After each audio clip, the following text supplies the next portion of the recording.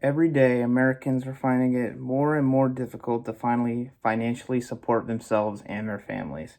The United States should raise their federal minimum wage.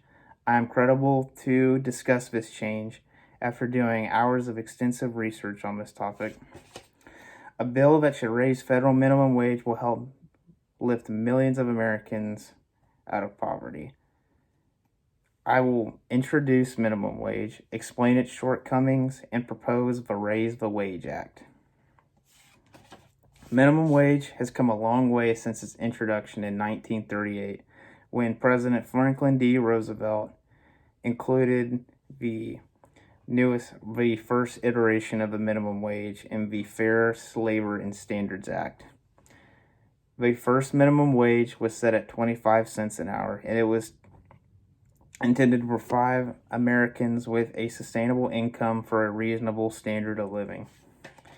The U.S. Department of Labor has tracked minimum wage since 1938. It finally reached $1 an hour in 1955. In between 1961 and 1971, it would increase by 60 cents. Between 1974 and 1981, the minimum wage would increase from $2 an hour to $3.35 an hour. In 1985, Congress would allow local and state governments to compensate their employees for overtime hours, while also granting compensatory time off. Between 1990 and 1997, the minimum wage would increase from $3.80 an hour to $5.15 an hour. And then finally, between 2007 and 2009, the minimum wage would increase from $5.85 an hour to $7.25 an hour, where it has not changed since. The federal minimum wage cannot provide a reasonable standard of living anymore. Megan Leon Hart from CNBC wrote an article on Americans living with minimum wage paying jobs. Minimum wage paying jobs consistently consist of long hours, numerous duties, and unpredictable schedules. Sheila Nicholson is the single mother of 6, and she works at Church's Chicken in Kansas City, Missouri. She has resorted to food stamps and currently lives with her mother, as she is not able to provide for her family with the current salary that she is being paid. Jessica Davis has also worked numerous minimum wage paying jobs, including her last one at a Dollar General in Nashville, Tennessee. She worked 8 to 10 hour shifts in which she had an unfathomable amount of duties to do. And part of why this was the case was because the store was constantly understaffed. She provided a quote regarding people living with minimum wage jobs, in which she said, "There's no way one person can pay for bills every month with a minimum wage paying job."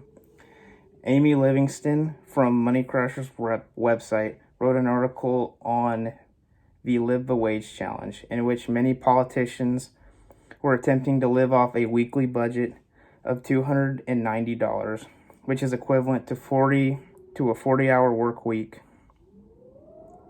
set at $707.25, which is the current minimum wage.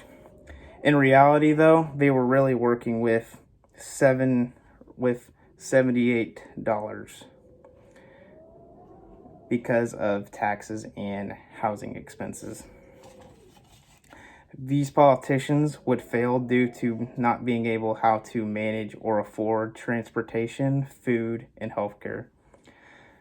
This was part of a campaign in order to raise the minimum wage.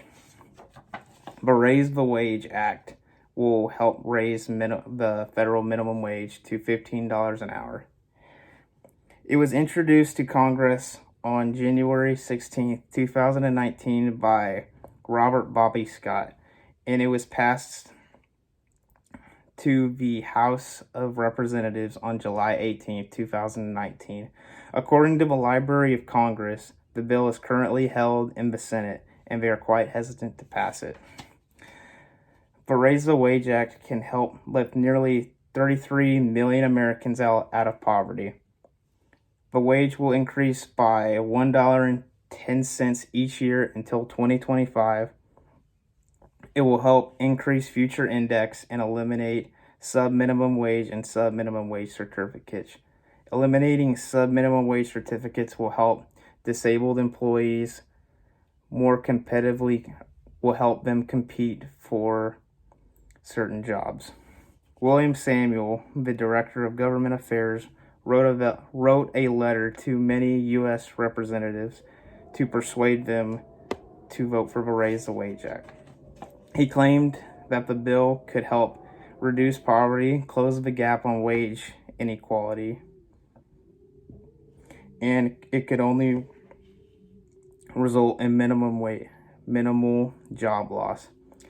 He included a study from the Economic Policy Institute in which they said by 2024, a single adult without children will need a yearly salary of $31,200 to have a reasonable standard of living. Ironically, a salary of $15 an hour for an entire year will equivalent to a yearly salary of $31,200. Today, I have explained why the federal minimum wage needs to be raised. You know how it came to be. You heard the shortcomings of the current minimum wage, and I have introduced a possible solution to this ongoing American crisis. The best way to promote the Raise the Wage Act is to spread the word on social media and support Bobby Scott at edlabor.house.gov.